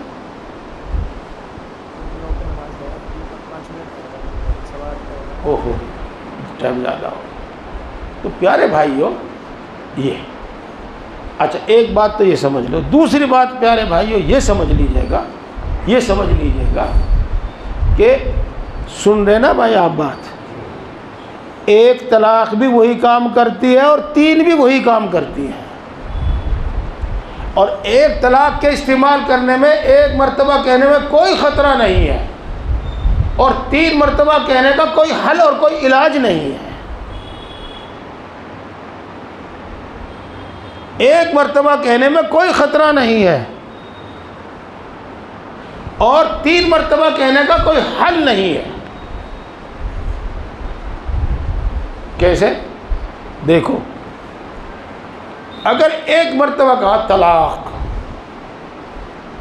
تو ہو گئی، 3 مرتبہ کہو گے جب، 2 مرتبہ کہو گے جب، 1 مرتبہ کہو گے جب، طلاق تو گئی ہو. لیکن 1 مرتبہ کہنے میں اللہ رب العزت نے ہمیں بڑا چانس دیا ہے، بہت سنہرا چانس دیا ہے. کیا؟ کہ طلاق کے بعد ہوتی ہے عدت، اور عدت ہوتی ہے جس عورت کو خون آتا ہے، حیض آتا ہے، 3 حیض. جب 3 حیض ہوتے ہیں تب عدت پوری ہو جاتی ہے. تو دیکھو، اگر 1 مرتبہ لفظ طلاق بولا ہے تو یہ سنہرا چانس اس کے واسطے ہے کہ نکاح کی بھی ضرورت نہیں، مولانا صاحب کو بھی بلانے کی ضرورت نہیں، دونوں ملو بیٹھو جو کہو کہ میں نے تجھے پھر اپنے نکاح میں لے لیا، تو وہ اس کے نکاح میں آ گئی. دیکھو، اسی کو رجوع کہتے ہیں، اسی کو رجعت کہتے ہیں. اور اگر بات لمبی کھینچ گئی اور عدت پوری ہو گئی تو اس کے بعد رجوع تو نہیں ہو سکتا. وہ دونوں آپس میں یوں کہتے ہیں کہ میں نے تجھے اپنے نکاح میں لے لی، اس سے تو کام نہیں چلے گا. ہاں، آپ کو کچھ نہیں کرنا پڑے گا، مولانا صاحب کو بلا کے دوبارہ نکاح کرا لیجیے، کوئی جھنجھٹ نہیں، کچھ نہیں. اگر عدت کے اندر رجوع نہیں کیا، عدت پوری ہونے کے بعد پھر دونوں کا نکاح ختم، پھر وہ ایک دوسرے کے لیے غیر ہو جائیں گے. ہاں، اگر نکاح کرنا چاہیں گے پھر تو دوبارہ نکاح ہو جائے گا، کوئی لفڑا نہیں ہوگا. تو میں پھر کہہ رہا ہوں، کبھی میں اس بات کو بھول جاؤں کہ اول تو یہ لفظ استعمال نہ کرو، بہت مجبوری میں، بہت مجبوری میں، بہت مجبوری میں، اور غصے میں نہیں، جوش اور جذبے میں نہیں، بلکہ صلاح مشورہ کر کے، سوچ سمجھ کے، مدتوں تک سوچ سمجھ کے پھر یہ حرکت کرو. میرے دوستو، آپ بھی اسی دنیا میں رہتے ہیں، اسی معاشرے میں رہتے ہیں، اور میں بھی اسی معاشرے میں رہتا ہوں. کوئی ایک آدھ کیس ہو تو ہو، نہیں تو چاہے طلاق 3 دہلی ہوں، کچھ ہی دنوں کے بعد پھر دوبارہ بات چلتی ہے اور پھر ان دونوں کا میل ملاپ ہوتا ہے. تو ایسی حرکت ہی کیوں کرتے ہیں؟ حرکت نہیں کرنی چاہیے یہ حرکت. چلیے، اگر یہ حرکت کر ہی دی ہے، یہ حرکت کر ہی دی ہے، تو دیکھو 3 طلاق کے بعد اللہ رب العزت نے یہ حکم دیا ہے قرآن پاک میں، اب ان دونوں کا نکاح نہیں ہو سکتا. اب یہ ایک دوسرے پر حرام ہے، نکاح پڑھا کر بھی ایک دوسرے کے واسطے حلال نہیں ہو جانے کی. قرآن پاک میں یہ حکم صاف صاف موجود ہے، صاف صاف موجود ہے.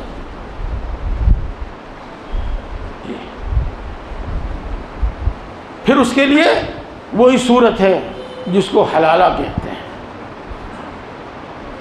میں اس پر کبھی پھر بات کروں گا، میں اپنی بات ختم کر رہا ہوں، بلکہ جو میں کہنا تھا وہ تو بات رہی گئی ہے. اب تو میں ایک بات کہہ رہا ہوں.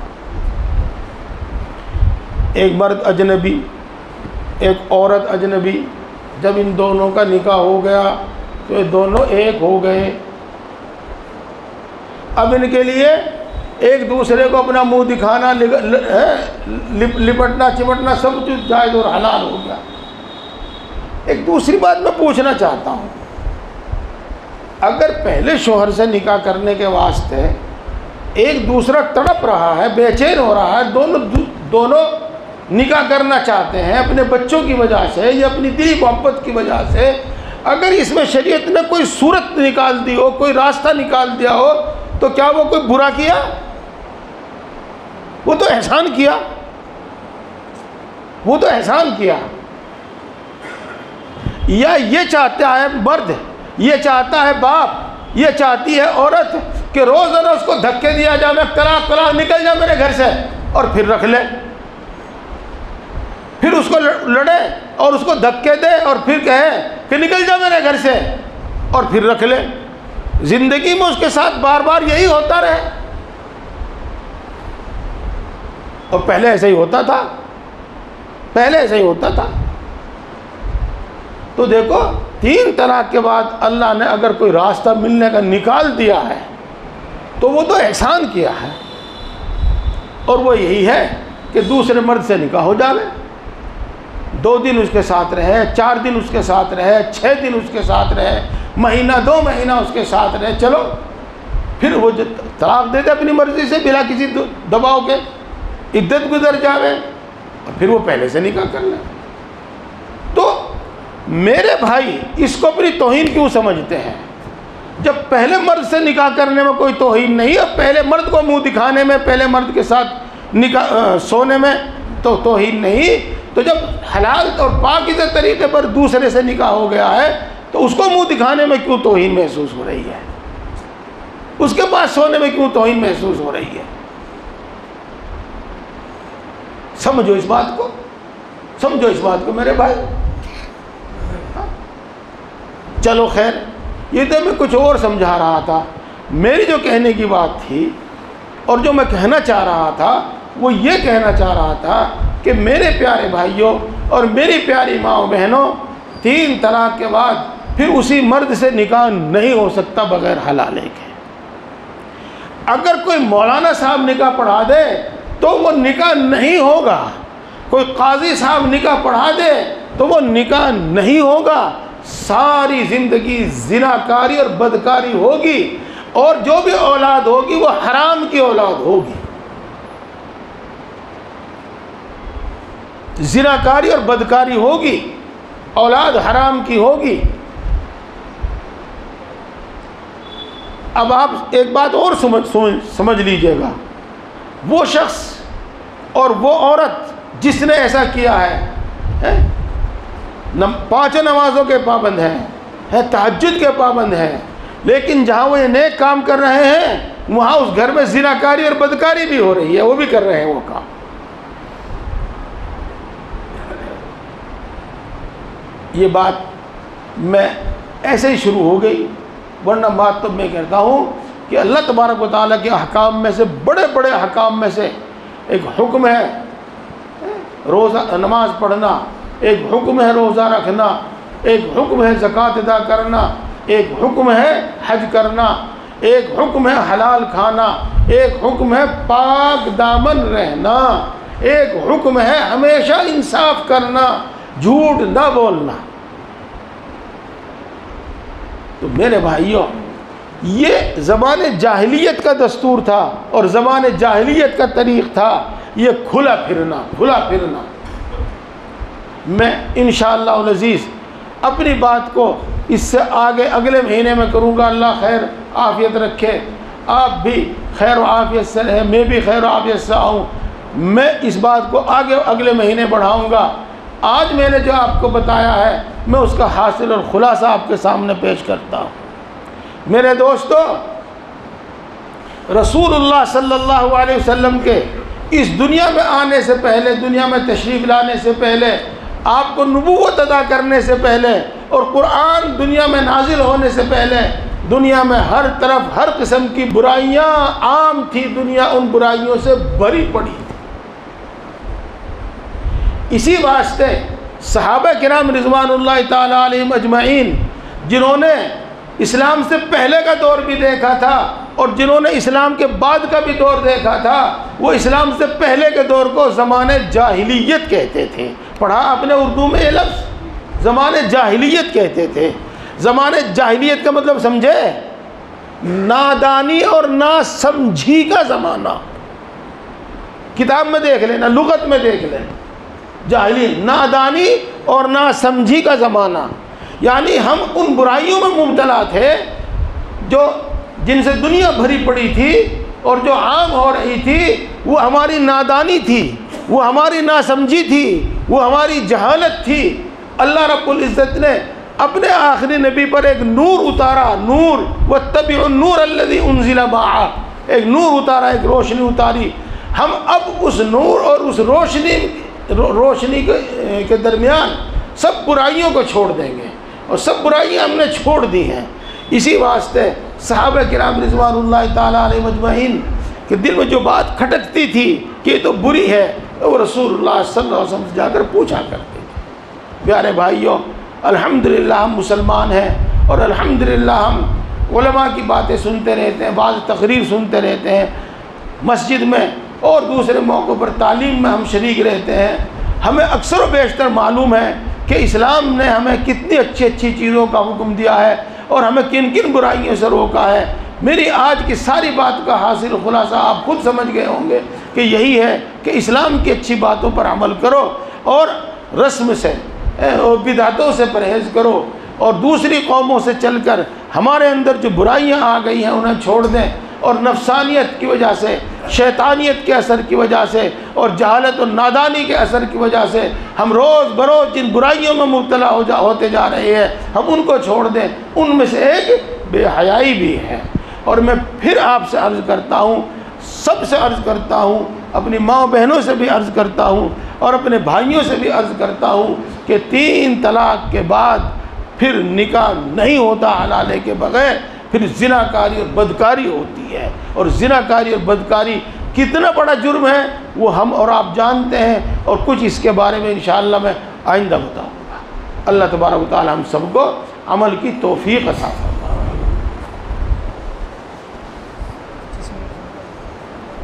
اچھا،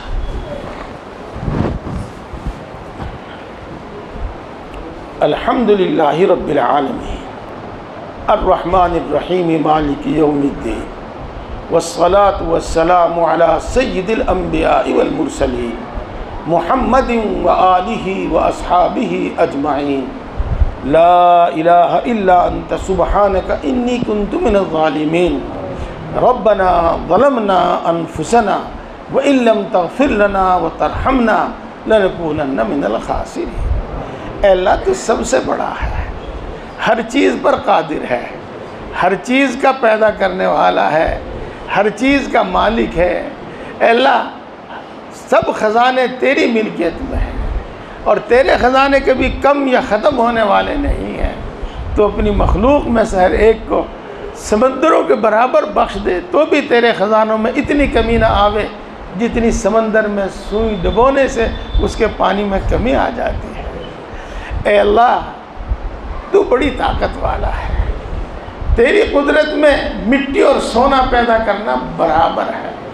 اے اللہ تو یقیناً بڑی طاقت والا ہے، تیری قدرت میں کنکر پتھر اور ہیرا موتی پیدا کرنا برابر ہے۔ اے اللہ تو یقیناً بڑا مہربان ہے، سب پر مہربان ہے، بڑی بڑی نعمتوں سے نوازتا ہے، بلا عوض عطا فرماتا ہے، بلا استحقاق عطا فرماتا ہے، بے شمار عطا فرماتا ہے، بغیر مانگے عطا فرماتا ہے، اور مانگنے والوں کو کبھی محروم نہیں کرتا۔ خالی ہاتھ واپس کرتے تو یہ شرم آتی ہے۔ اے اللہ تو یقیناً بڑا مہربان ہے، سب پر مہربان ہے، بڑی بڑی خطاؤں کو معاف کرنے والا ہے، بار بار معاف کرنے والا ہے، معاف کرنے کو پسند کرتا ہے، سینکڑوں سال کے کفر و شرک تک کو توبہ کرنے سے معاف کر دیتا ہے۔ اے اللہ یقیناً کمال کی ہر صفت، ہر خوبی تیرے اندر موجود ہے۔ اے اللہ یقیناً تو ہر نقص سے، ہر عیب سے پاک ہے۔ اے اللہ ہم تیری انہی اچھی اور سچی صفات کے واسطے سے تجھ سے مانگتے ہیں، ہم سب کو ایمان کامل عطا فرما۔ اے اللہ ایمان کامل عطا فرما، اے اللہ ایمان کی لذت و حلاوت نصیب فرما، اے اللہ ایمانی تقاضوں پر عمل کرنے کی توفیق نصیب فرما، اپنے حکموں پر عمل کرنے کی توفیق نصیب فرما۔ اے اللہ ایمانی صفات ہمارے اندر پیدا فرما، اپنے وعدوں کا یقین ہمارے دل میں پیدا فرما۔ اے اللہ اپنی صفات کی پہچان عطا فرما، اپنی صفات کا یقین عطا فرما۔ اے اللہ اپنی محبت و معرفت عطا فرما، اپنا خوف عطا فرما، اتنا خوف عطا فرما جو ہر گناہ سے روک دے۔ اے اللہ اتنا خوف عطا فرما جو ہر برائی سے روک دے۔ اے اللہ اتنا خوف عطا فرما جو تیری نافرمانیوں سے روک دے۔ اے اللہ اپنے نبی کی محبت عطا فرما، نیک لوگوں کی محبت عطا فرما، نیک اعمال کی رغبت اور شوق ہمارے دل میں پیدا فرما، تمام گناہوں سے تمام برائیوں سے نفرت ہمارے دل میں پیدا فرما۔ اے اللہ ہم سب کو ہدایت عطا فرما، کل عالم کے انسانوں کو ہدایت عطا فرما۔ اے اللہ ہم سب کو، ہماری اولاد کو، ہماری آنے والی نسلوں کو ہدایت عطا فرما۔ اے اللہ ہم سب کو دین کی صحیح سمجھ عطا فرما، نفع دینے والا علم عطا فرما، اپنے علم پر عمل کرنے کی توفیق نصیب فرما۔ ہم نے جو یہاں سنا ہے اے اللہ اس پر عمل کرنے کی توفیق نصیب فرما۔ اے اللہ ذکر کرنے والی زبان عطا فرما، اے اللہ شکر کرنے والا دل عطا فرما۔ اے اللہ اپنی طاعت و عبادت میں مشقت برداشت کرنے والا جسم عطا فرما۔ اے اللہ ہم سب کو اپنا فرم بردار بندہ بنا، ہم سب کو متقی اور پرہیزگار بندہ بنا۔ آج تک جتنے گناہ کیے ہیں تمام گناہوں کو معاف فرما۔ اے اللہ ہر گناہ کو معاف فرما۔ اے اللہ جرم کا اعتراف ہے، رحم کی درخواست ہے۔ اے اللہ جرم کا اقرار ہے، رحم کی درخواست ہے۔ اے اللہ جرم کا اقرار ہے اور رحم کی درخواست ہے۔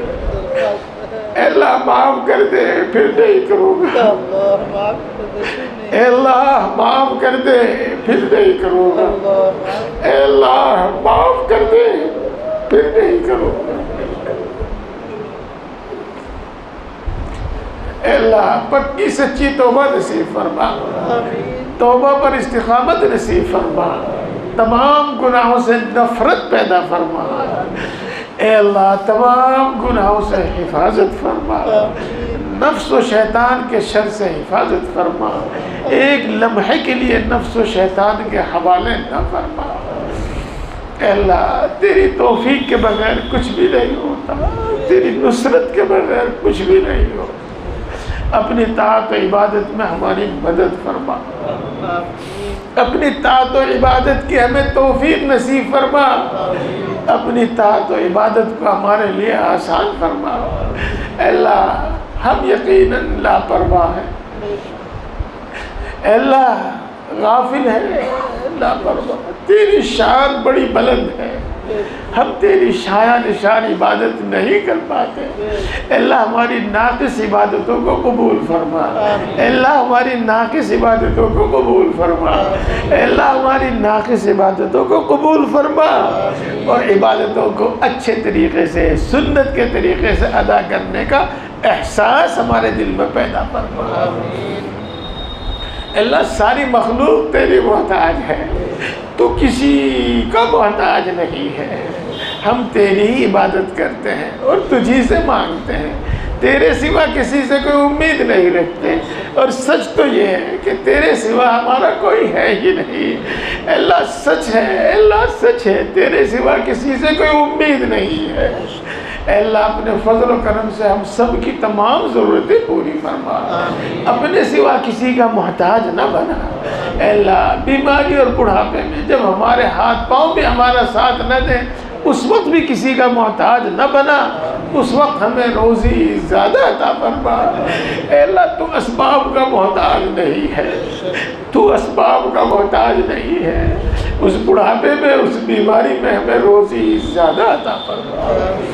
اے اللہ ہم سب کو، ہمارے گھر کے تمام افراد کو، امت مسلمہ کے ہر فرد کو اے اللہ صحت و قوت عطا فرما، تمام بیماریوں سے شفا نصیب فرما، خصوصاً خطرناک قسم کی بیماریوں سے شفا نصیب فرما، خصوصاً خطرناک قسم کی بیماریوں سے حفاظت فرما، اے اللہ خوشحالی عطا فرما، اے اللہ تنگ دستی سے حفاظت فرما۔ اے اللہ تو جانتا ہے کہ تنگ دستی میں انسان اپنے آپ کو بھی بھلا دیتا ہے، اے اللہ تو جانتا ہے کہ تنگ دستی میں انسان تجھے بھی بھلا دیتا ہے، اے اللہ ایسی تنگ دستی سے ہماری حفاظت فرما، ایسے فقر اور تنگ دستی سے ہماری حفاظت فرما، اے اللہ خوشحالی عطا فرما، برکتیں عطا فرما۔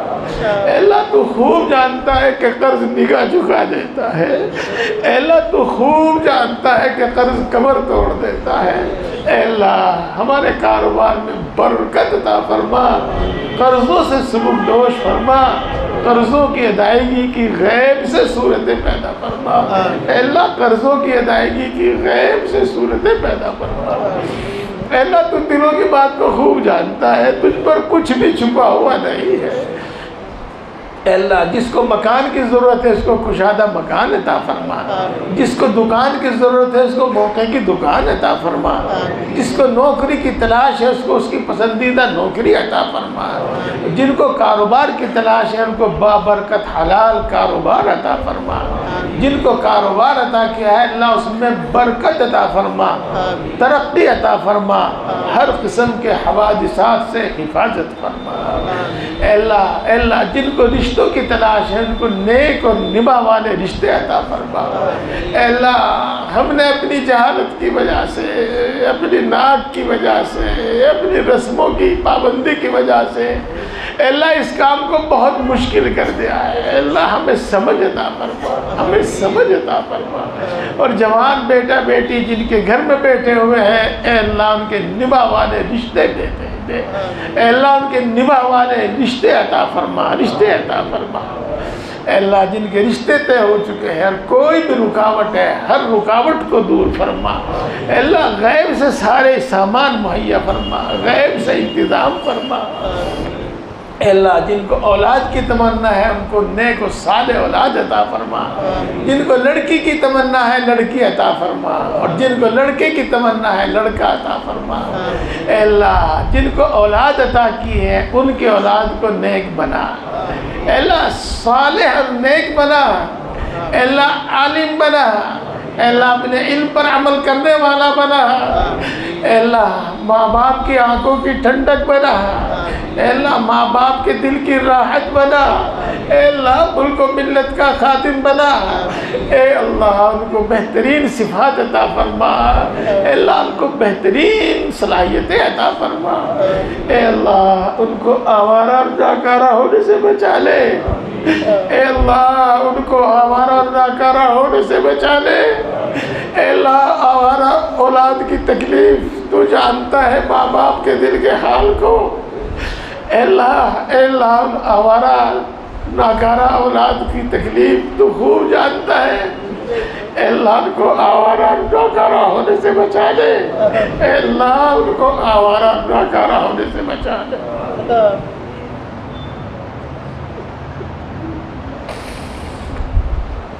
اے اللہ ہمارے گھروں میں چین سکون عطا فرما، خیر و برکت عطا فرما، اتفاق اور اتحاد پیدا فرما، اے اللہ ہمارے آپسی جھگڑے ختم فرما، خصوصاً میاں بیوی اور شوہر کے آپسی جھگڑے ختم فرما، خصوصاً میاں بیوی کے آپسی جھگڑے ختم فرما، اے اللہ خصوصاً ماں باپ اور اولاد کے آپسی جھگڑے ختم فرما، اے اللہ نرم کلامی عطا فرما، اے اللہ نرم مزاجی عطا فرما، اے اللہ بردباری عطا فرما، اے اللہ ہر ایک کا حق پہچان کر ادا کرنے کی توفیق نصیب فرما، خاص طور سے ماں باپ کی عزت و خدمت کرنے کی توفیق نصیب فرما، اے اللہ مال جان ایمان عزت و آبرو کی حفاظت فرما، اے اللہ مال جان ایمان عزت و آبرو کی حفاظت فرما، اے اللہ کسی ظالم کو ہم پر مسلط نہ فرما، اے اللہ کسی بے رحم کو ہم پر مسلط نہ فرما، اے اللہ کسی ظالم کو ہم پر مسلط نہ فرما، کسی بے رحم کو ہم پر مسلط نہ فرما، اے اللہ جو ناجائز مقدمات میں پھنسے ہوئے ہیں ان کو باعزت بری فرما، جو اپنے حق کے لیے لڑ رہے ہیں ان کو ان کا حق عطا فرما، اے اللہ حق کو پہچاننے، ماننے اور عمل کرنے کی توفیق نصیب فرما، اے اللہ دین حق دین اسلام پر ثابت قدم فرما، اور اپنے اپنے مقررہ وقت پر ایمان پر خاتمہ فرما، اے اللہ ایمان پر خاتمہ فرما، اے اللہ ایمان پر خاتمہ فرما، اے اللہ ایمان پر خاتمہ فرما، مرتے وقت کلمہ نصیب فرما، موت کی سختی سے حفاظت فرما، قبر کے عذاب سے حفاظت فرما، میدان حشر کی سختیوں سے حفاظت فرما، اے اللہ تیرے خوش نصیب بندے تیرے عرش کے سائے میں ہوں گے، اے اللہ ہمیں بھی اپنے عرش کا سایہ نصیب فرما، اے اللہ تیرے خوش نصیب بندے بہت سے بندے ایسے ہوں گے جن کو تو بغیر حساب کے جنت میں بھیجے گا، اے اللہ تو ہمیں بھی بغیر حساب کے معاف فرما دیجئے اور بغیر حساب کے جنت الفردوس میں جگہ عطا فرما دیجئے، اے اللہ جہنم سے حفاظت فرما، اے اللہ جہنم سے حفاظت فرما، اے اللہ جہنم سے حفاظت فرما، جنت الفردوس میں جگہ عطا فرما، اپنے نبی کا پڑوس عطا فرما، پوری امت مسلمہ کی مغفرت فرما، ہمارے ماں باپ کی مغفرت فرما، ہمارے بیوی بچوں کی مغفرت فرما، ہمارے اعزاء اقربا دوست احباب کی مغفرت فرما، اے اللہ ہمارے اساتذہ ہمارے مشائخ کی مغفرت فرما،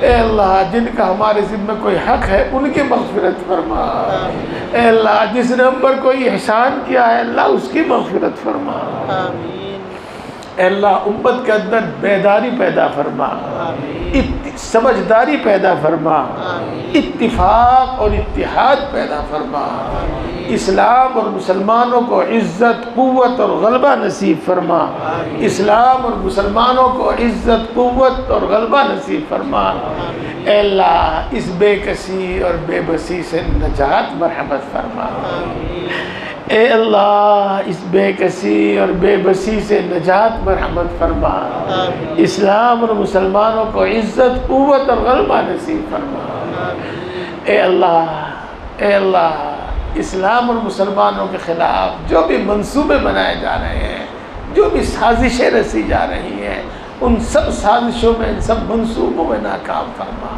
ان سب منصوبوں میں ناکام فرما، اے اللہ ان کی طاقت کو پارا پارا فرما، اے اللہ ان کی جمعیت اور ان کے اتحاد کو منتشر فرما، اے اللہ ان کی جمعیت اور ان کے اتحاد کو منتشر فرما، اے اللہ کل عالم میں امن و امان سکون و اطمینان نازل فرما، خصوصاً ہمارے اس ملک میں امن و امان سکون و اطمینان نازل فرما، خصوصاً ہماری اس بستی میں امن و امان سکون و اطمینان نازل فرما، ملک فلسطین میں امن و امان سکون و اطمینان نازل فرما، امن و امان کو تباہ کرنے والوں کو تباہ اور برباد فرما، اے اللہ امن و امان کو تباہ اور برباد کرنے والوں کو برباد فرما، اے اللہ دین کی نصرت کرنے والوں کی نصرت فرما، اے اللہ کمزوروں کی نصرت فرما، مظلوموں کی نصرت فرما، اے اللہ ہر وہ خیر تجھ سے مانگتے ہیں جو تیرے نبی نے مانگی ہے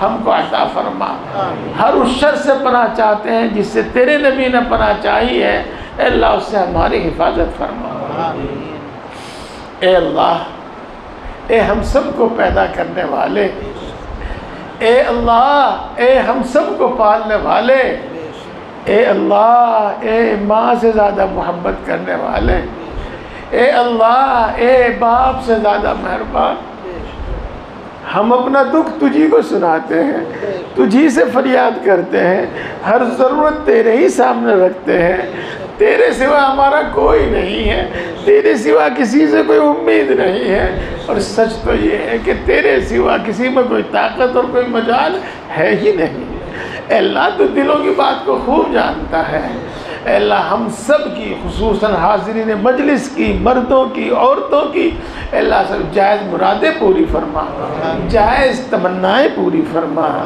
اے اللہ ہر مشکل کو آسان فرما، ہر پریشانی ہر الجھن کو دور فرما، اے بگڑی کے بنانے والے ہر بگڑا ہوا کام بنا دے، اے بگڑی کے بنانے والے ہر بگڑا ہوا کام بنا دے، اے قادر مطلق ہر اٹکا ہوا کام بنا دے، اے قادر مطلق ہر اٹکا ہوا کام بنا دے۔ اے اللہ اپنے فضل و کرم سے اور اپنے نبی پاک حضرت محمد مصطفیٰ صلی اللہ علیہ وسلم کے صدقہ طفیل سے ہماری تمام دعاؤں کو قبول فرما، ہمارے حق میں